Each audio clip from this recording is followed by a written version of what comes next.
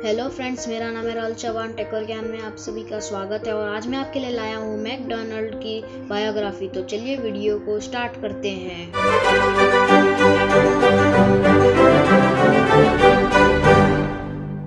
आप लोग सोचते रहोगे कि मैकडोनल्ड को रे क्रॉक ने बनाया है, लेकिन नहीं।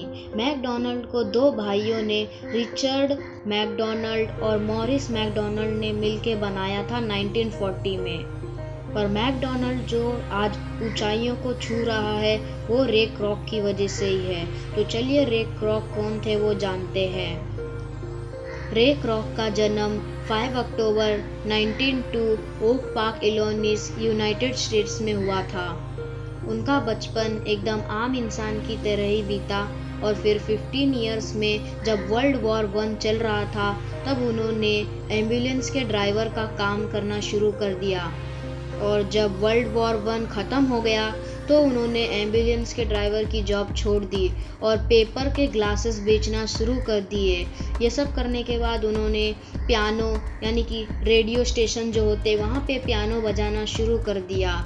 ऐसे करते करते उन्होंने अपनी आधी लाइफ इसी में बिता दी। फिर वर्ल्ड वॉर 2 शुरू हो गया और वर्ल्ड वॉर 2 ख़त्म होने के बाद उन्होंने अपनी एक छोटी सी कंपनी स्टार्ट की जिसका नाम था प्रिंस कासल। और उन्होंने उसमें एक सेक्रेटरी रखी और वो यहाँ वहाँ रेस्टोरेंट में जाके अपना मिक्सर बेचते थे, पर उनका मिक्सर बिकता नहीं था। इसीलिए एक दिन वो फ्रस्ट्रेट होकर कार में बैठे थे, तभी उनकी सेक्रेटरी का कॉल आता है और वो कहती है कि एक मैकडोनल्ड करके रेस्टोरेंट है जो कि हमारे 5 मिक्सर मांग रहे। वो बोलते हैं कि तुमसे गलती हो गई रहेगी, तुम झूठ बोल रही हो। वो बोलती हैं कि नहीं, मैं सच बोल रही हूँ। तो बोलते हैं कि ठीक है, नंबर दो, मैं उन्हें कॉल करके पूछता हूँ। तो वो नंबर देती हैं और फिर रे क्रॉक उन्हें कॉल करते हैं। तभी वो बोलते हैं कि आपने हमारे 5 मिक्सर मांगे हैं क्या? तब मैकडोनल्ड ब्रदर्स बोलते हैं कि नहीं, हमने 5 नहीं, हमसे गलती हो गई, हमने 6 मिक्सर मांगे। तभी वो खुश हो जाते हैं और फिर कैलिफोर्निया चले जाते हैं मैकडोनल्ड ब्रदर्स से मिलने के लिए। और जब वो कैलिफोर्निया में आते हैं तो देखते हैं कि एकदम छोटे से गांव में और एकदम छोटी सी रेस्टोरेंट रहती है मैकडोनल्ड की, लेकिन इतनी लंबी लंबी लाइन लगी रहती है। वो दंग रह जाते हैं क्योंकि आज तक जहाँ जहाँ वो गए थे उन्होंने देखा नहीं था कि इतनी लंबी लाइन लगी रहती थी।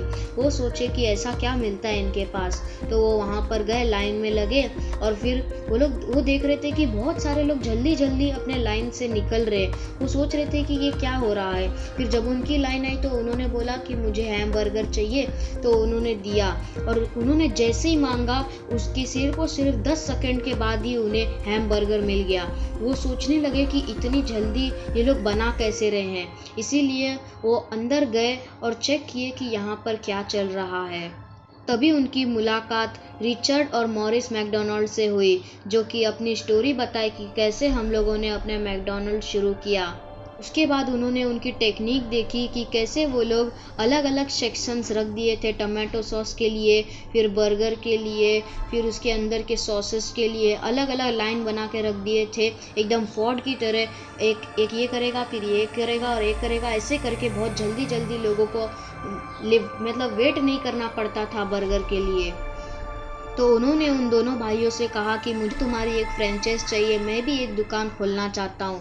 तो वो लोग मान जाते हैं और फिर उन्हें एक फ्रेंचाइज दे देते हैं और वो अप्रैल 15, 1955 डेस प्लेन्स, इलिनॉइस में अपना पहला मैकडोनल्ड ब्रांच खोलते हैं, जिसकी ग्रोथ अच्छी खासी होने लग जाती है। फिर वो सोचते हैं कि क्यों ना मैकडोनल्ड को थोड़ा और बड़ा किया जाए और अलग अलग कंट्रीज में रखा जाए।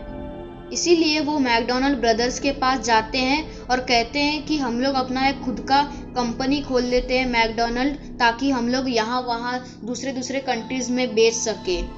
लेकिन मैकडोनल्ड ब्रदर्स डायरेक्ट मना कर देते हैं। वो कहते हैं तुम्हारी कंपनी तुम्हारी रहने दो और हमारी कंपनी हमारी, हम ज़्यादा और नहीं खोलना चाहते, नहीं तो क्वालिटी मेंटेन में प्रॉब्लम आ जाएगी।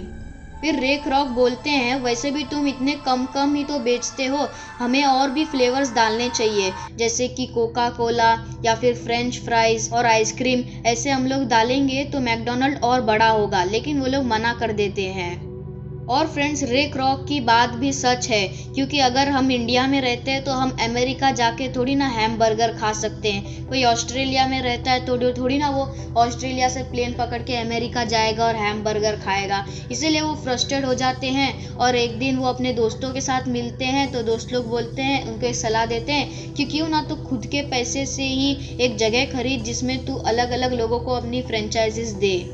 उन्हें ये आइडिया अच्छा लगता है, लेकिन उनके पास इतना पैसा नहीं रहता है, इसीलिए वो अपने घर के कागजात को बैंक में डाल के घर को गिरवी रख देते हैं अपनी वाइफ से बिना पूछे, और फिर एक जगह खरीद के वो अपनी फ्रेंचाइजीज अलग अलग लोगों को बेचना शुरू कर देते हैं, जिसकी वजह से मैकडॉनल्ड बहुत बड़ी कंपनी बन जाती है।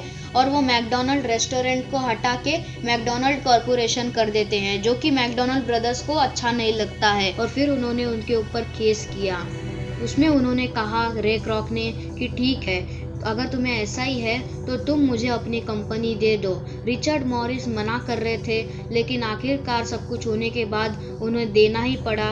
उन्होंने कहा कि हम एक शर्त में देंगे, तुम्हें $2.7 मिलियन देना पड़ेगा इस कंपनी के लिए, और उन्होंने भी हाँ कर ली।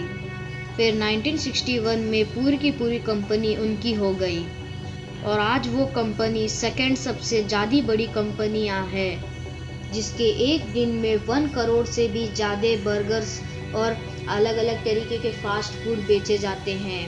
और आप आज तो जानते ही हो कि कितनी बड़ी कंपनी बन चुकी है। अगर कोई भी पूछेगा कि तेरी सबसे बेस्ट फास्ट फूड कौन सी कंपनी है, तो सबके मुंह में मैकडॉनल्ड तो ज़रूर ही आएगा। और इतनी बड़ी कंपनी बनाने के बाद 14 जनवरी 1984 को वो दुनिया को अलविदा कहकर चल बसे। तो ये थी रे क्रॉक और मैकडॉनल्ड कंपनी की सक्सेस स्टोरी। अगर आप ऐसे ही बायोग्राफी जानना चाहते हैं तो मुझे कमेंट करके ज़रूर बताएं। तो आज के लिए बस इतना ही। वीडियो अच्छी लगी तो लाइक कीजिए, शेयर कीजिए, और अगर आप मेरे चैनल पे नए हैं तो चैनल को सब्सक्राइब कीजिए। मिलता हूँ अगले अमेजिंग वीडियो के साथ, तब तक के लिए बाय बाय।